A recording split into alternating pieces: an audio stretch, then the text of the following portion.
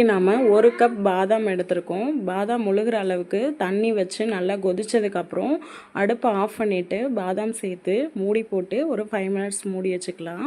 இப்போ திறந்து பார்த்தோம் அப்படின்னா மேலே இருக்க தோல் மட்டும் நல்லா ஊறி இருக்கும். இது போல் அழுத்தம் கொடுத்தீங்கன்னா தோல் தனியாக பாதாம் தனியாக வந்துடும்.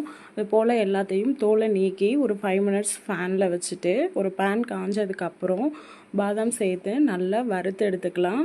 இப்போ நம்ம வறுத்த பாதாமை ஒரு மிக்ஸி ஜாரில் சேர்த்து நல்லா கொரப்பாக ஒரு பல்ஸ் விட்டு அரைச்சிக்கலாம்.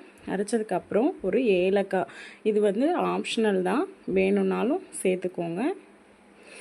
1 கப் பாதாமுக்கு 1/2 கப் பொடிச்ச வெல்லம் சேர்த்துருக்கோம்.